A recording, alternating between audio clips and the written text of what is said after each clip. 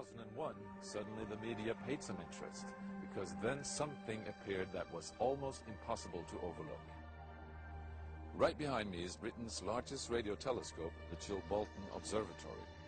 And here it was that the greatest sensation in the crop circle history was to appear in the fields right in front of the telescope.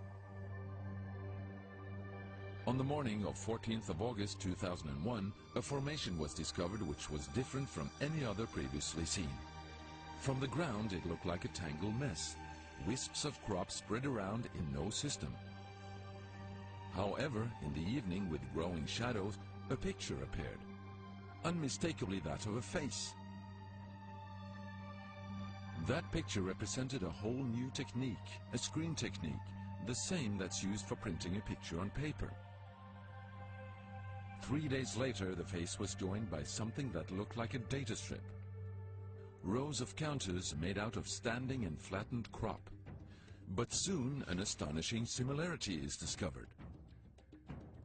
In 1974, the astronomer Carl Sagan composed a message that NASA sent into space from the Arecibo telescope in Puerto Rico.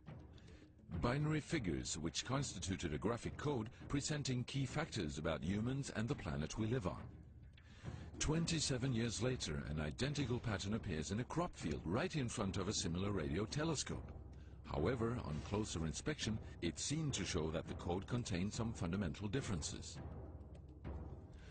Sagan's message explained our calculation system, the dominant chemical substances within the elements that create life on Earth, about our DNA code, humans' height and quantity, and that we live on the third planet in our solar system, and lastly, a sketch of our radio telescope.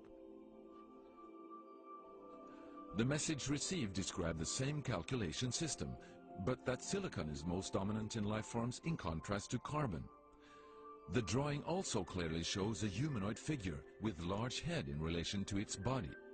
It's also explained that they have an extra string in their DNA, are approximately 4 feet tall, inhabit the 3rd, 4th and 5th planets in their solar system, and have a population of around 21.3 billion. Underneath, the telescope has been replaced by something more complex. 1 year earlier, a strange crop circle had appeared in the same place. Is this the same illustration as in the sender's code? Is this the correspondent's radio telescope?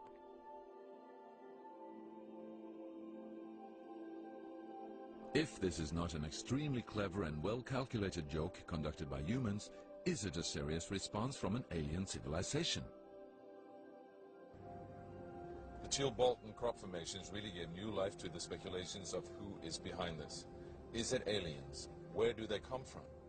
And what is their purpose of this type of communication? The following year, very nearly on the same day, a new picture appears that gives new force to the alien theory, this time in Crabwood, near the town of Winchester in Hampshire. Once again we see a face, but this time there is an unmistakable resemblance to something extraterrestrial. The picture also contains a print, somewhat similar to that of a CD, with something that appears to be a coded message. This formation also has a new type of design, this time with horizontal line patterns of variable thickness, similar to that of a TV picture. The message on the disc is similar to a spiral band built up of many boxes. But data expert Paul Weige manages to decipher the message. And I had to enlarge the disc quite substantially on the computer and run some image analysis over it to make it clear so that I could see what was a standing tuft and what was flattened. And while I was doing this, I noticed that every so often there was almost a mistake in the diagram. It was like there was a tuft, where the little square tuft, it had done sort of half size. I thought that was a bit odd, and it seemed fairly regular. I was going round, and I sort of counted up, and it was sort of literally every sort of 8 bytes or whatever. And I thought, oh, 8 bytes, and you know, from the computer side, is obviously some sort of binary code. So then I did the straightforward thing. I just converted it into ASCII, which is the standard sort of computer language that you encode the alphabet in. And of course I then started to get words forming out, and I thought, oh, you know, I'm getting somewhere here. So I then did the whole thing for the whole lot. and got this message. The message is in English and reads as follows. Beware the bearers of false gifts and their broken promises. Much pain, but still time. There is good out there. We oppose deception. Conduit closing.